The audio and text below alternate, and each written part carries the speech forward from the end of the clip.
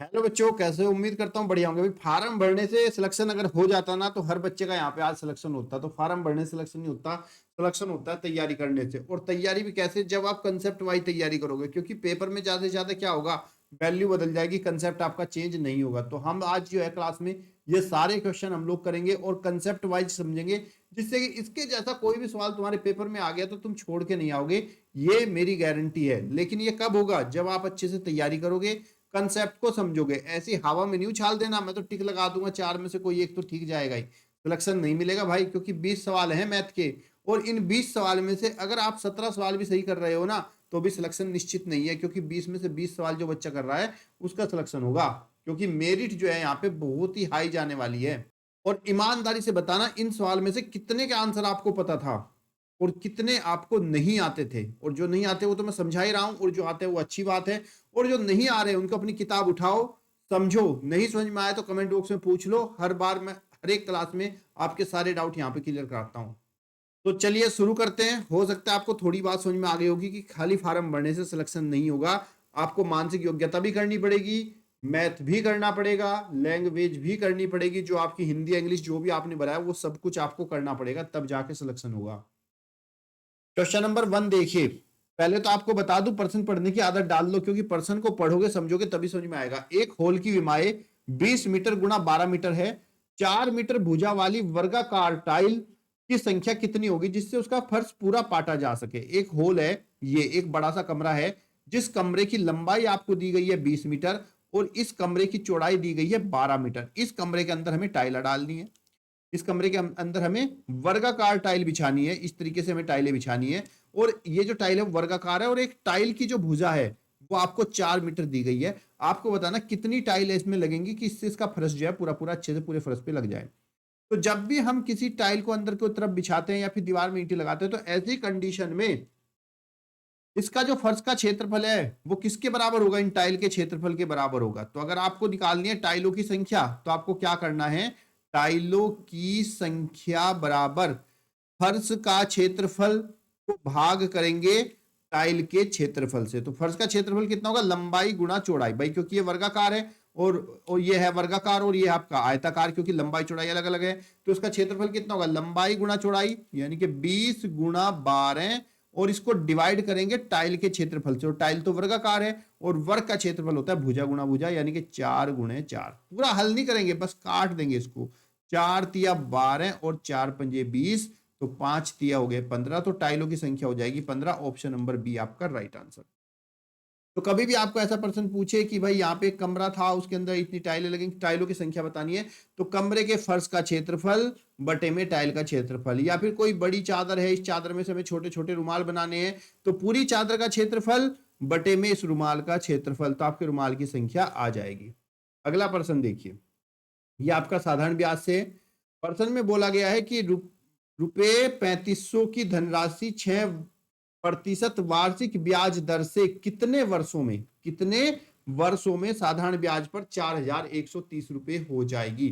तो बच्चे ये राशि है, इस पर धन है, तो इसको हम बोलते हैं मूलधन। पी से दर्शाते हैं। मूलधन है हमारा 3500, और ये राशि 3500 से 4130 हो जाएगी, यानी कि मिश्र धन है, जिसको हम अमाउंट बोलते हैं 4130। तो मिश्र धन कैसे बना होगा? जब मूलधन में हमने ब्याज को प्लस किया होगा तभी तो हमारा मिश्र धन आया। तो यहां से मैं ब्याज निकाल सकता हूं। ब्याज बराबर होता है मेरा मिश्र धन माइनस मूलधन। मिश्र धन है 4130 माइनस 3500, हम करेंगे 0 3 11 में से 5 गए 6, तो कितना हो गया बच्चे आपका? 630 रुपए ब्याज हो गया। कितनी दर से? 6% वार्षिक ब्याज दर से। तो दर बराबर हो गई हमारी 6%। हमसे पूछा कितने वर्षों में, समय हमें बताना है। और समय बराबर बच्चे होता है आपका ब्याज, साधारण ब्याज गुणा 100 बटे में मूलधन गुणा दर। अब यहां से साधारण ब्याज कितना है आपका? 630। सूत्र याद रखना, सूत्र कभी नहीं भूलना है। और ये सूत्र मेन सूत्र से ही आता है। मेन जो हमारा फॉर्मूला होता है साधारण ब्याज बराबर मूलधन गुणा दर गुणा समय बटे में 100। तो हमने क्या किया? 100 की तिरछी गुणा करी, जो कि ब्याज के साथ में गया। और अगर मुझे यहाँ पे समय निकालना है तो बाकी के दोनों नीचे जाएंगे। अब यहाँ पे मूल ब्याज हमारा है 630 रुपए, इंटू में 100 डिवाइड बाय मूलधन कितना है? 3500, और दर है हमारी 6% वार्षिक। हल करेंगे, दोनों जीरो से दोनों जीरो चली गई।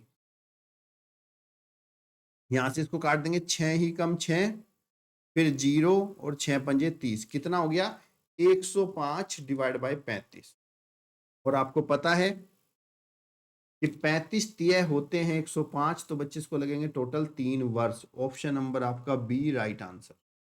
अगला प्रश्न देखिएगा, ये भी अच्छा सवाल दिया था लाभ हानि का इन्होंने। बच्चे काफी इसको गलत भी कर सकते हैं, जल्दबाजी में अगर करेंगे, आराम से करेंगे तो कभी गलती नहीं होगी। देखो क्या कह रहा है, रुपए 30 में 1 दर्जन पेंसिल बेचने पर दुकानदार को रुपए 10 का लाभ प्राप्त हुआ, उसका प्रतिशत लाभ कितना है? तो यहाँ पे रुपए 30 में इसने पेंसिल को बेचा यानी कि इसका सेलिंग प्राइस है, विक्रय मूल्य है 30 रुपए। उसको इस पर लाभ प्राप्त हुआ है 10 रुपए। आपसे पूछ रहा लाभ प्रतिशत क्या होगा, पर बच्चों आपको पता है ना, लाभ प्रतिशत बराबर होता है लाभ बटे क्रय मूल्य इंटू में 100। यानी कि आपको पहले कॉस्ट प्राइस पता होना चाहिए कि आपका सेलिंग प्राइस है, और आप जानते हो कि सेलिंग प्राइस में से अगर मैं अपने प्रॉफिट को माइनस कर देता हूं तो मुझे कॉस्ट प्राइस ही मिलता है। तो कॉस्ट प्राइस बराबर हो जाएगा, सेलिंग प्राइस है 30 माइनस 10 बराबर 20 रुपए, ये मेरा कॉस्ट प्राइस है। अब हमें बताना लाभ प्रतिशत, तो profit percentage is equal to लाभ है हमारा 10, 10 अपॉन कॉस्ट प्राइस है 20, और इंटू में आप करोगे 100। 10 टू जा 20, 2 से 100 कैंसिल हो जाएगा, जो कि आपका आएगा 50। तो इसको बच्चे 50% का लाभ हुआ। ऑप्शन नंबर सी आपका राइट आंसर। कभी भी ध्यान रखना, आपको लाभ प्रतिशत निकालना हो या फिर हानि प्रतिशत निकालना हो, ये हमेशा हमारा कॉस्ट प्राइस पर ही निकलता है। यानी कि अगर लाभ प्रतिशत चाहिए, प्रॉफिट परसेंट, तो लाभ बटे क्रय मूल्य गुणा 100, लॉस परसेंटेज निकालना हो हानि, तो लॉस अपॉन में कॉस्ट प्राइस इंटू में 100। हर बार लाभ हो या हानि वो हमारा क्रय मूल्य पर ही निकलता है, इसलिए सवाल में इसने एसपी दिया था और हमें क्रय मूल्य निकालना पड़ा। अगला प्रश्न देखिए, नीचे एक आकृति दी गई है, इस आकृति को पहले ध्यान से देख लो। इस आकृति में किस प्रकार का कोण दर्शाया गया है? कोण तो हमारे कई तरह के होते हैं, न्यून कोण होता है, अधिक कोण होता है, समकोण होता है, वृत्त कोण होता है। तो ये कौन सा कोण है? तो आप यहाँ ध्यान देखिए, इसके जो कोण की दशा दिखाई है, ये ऊपर से नीचे तरफ ऐसे बाहर की तरफ दिखाई गई है। और जब कोई भी कोण बाहर की तरफ से दिखाया जाता है तो वो हमेशा वृहत कोण होता है। इसको इंग्लिश में रिफ्लेक्स एंगल भी बोलते हैं, इसको रिफ्लेक्स एंगल भी। ये जो रिफ्लेक्स एंगल होता है, ये कोण आपका 180 से तो ज्यादा होता है और 360 से कम होता है, इसके बीच में ये कोण आता है। अब अगर हम न्यून कोण की बात करें, तो न्यून कोण हमारा वो होता है जो 0 से तो बड़ा होता है और 90 से छोटा है, यानी कि 0 और 90 के बीच में लाई करता है। मतलब कि न्यून कोण हमेशा इस स्थिति में बनेंगे, उसके अंदर की तरफ ये बना होगा एरो का निशान, कि अगर यहाँ पे हमारा ये अंदर बन जाता ना तो ये न्यून कोण हो जाता, बाहर की तरफ लगा है तो वृत्त कोण हो जाता। और अगर हमारा समकोण होगा तो वो बिल्कुल सीधा ऐसे 90 डिग्री का कोण होता है। और अगर आपसे अधिक कोण पूछ ले तो अधिक कोण जो होता है वो हमेशा बाहर की तरफ झुका होता है, इस तरीके से। यानी कि ये जो अधिक कोण होता है ये 90 से और 180 के बीच में, इस रेंज के बीच में आता है, यानी कि इस तरह से। जब भी हमारा ये बाहर की तरफ ऐसे झुका होगा, ये हमेशा हमारा अधिक कोण आएगा, और जो अंदर की तरफ होगा ऐसे वो न्यून कोण, और जो बिल्कुल बाहर ऐसे घूमा हुआ होगा वो आपका वृत्त कोण, और 90 डिग्री पूरा समकोण। और अगर सीधी रेखा होगी ऐसे करके ऐसे बना दिया उसने, तो ये आपका हो जाएगा सरल कोण, जो कि 180 डिग्री होता है। और यहीं पर आपको अगर सिंपल ऐसे लाइन बना के छोड़ दिया, कुछ भी इसके ऊपर ऐसा बनाया ही नहीं है, तो वो होता है हमारा शून्य कोण। अगला प्रश्न देखिए, 4 अंक वाली वृहत तथा न्यूनतम संख्याओं का अंतर कितना है? 4 अंक वाली। प्रथम का मतलब समझ लो वर्थम होती है सबसे बड़ी, ये अलग अलग नाम से देता है ताकि बच्चे यहाँ पर कंफ्यूज हो जाए, पर आपको नहीं होना। सबसे बड़ी संख्या और सबसे छोटी संख्या का अंतर क्या है, चलिए देखते हैं। 4 अंकों की वृहत्तम, 4 अंकों की सबसे बड़ी संख्या होती है, 9 को 4 बार लिख दो 9999। और 4 अंकों की सबसे छोटी संख्या होती है, क्या 3 0 1000, माइनस करेंगे 9 9 9 और 9 में से 11, तो 8999। ऑप्शन नंबर सी आपका राइट आंसर। क्लियर बच्चों? तो मुझे बताओ कमेंट बॉक्स में यहाँ तक के क्वेश्चन समझ में आए कि नहीं आए। और अगली क्लास में मैं इसका सेकंड पार्ट लेकर आऊंगा, जिसमें सारे क्वेश्चन हमारे प्रीवियस ईयर में आए हुए हैं। ये सारे सवाल हम लोग अगली क्लास में करेंगे, क्योंकि मैं क्लास को कभी भी ज्यादा बड़ी नहीं बनाता हूँ, मैं क्लास छोटी इसलिए बनाता हूँ कि आप लोग पहले इन क्वेश्चन को अच्छे समझो, बोर भी ना हो, और इसके जैसे क्वेश्चन अपनी जाके बुक में ढूंढो और वहां से फिर से तुम करो। ठीक है?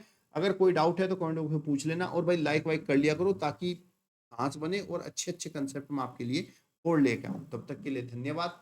जय हिंद जय भारत, और बेस्ट ऑफ लक। और ध्यान रखना, फार्म भरने से नंबर नहीं आएगा, तैयारी करने से।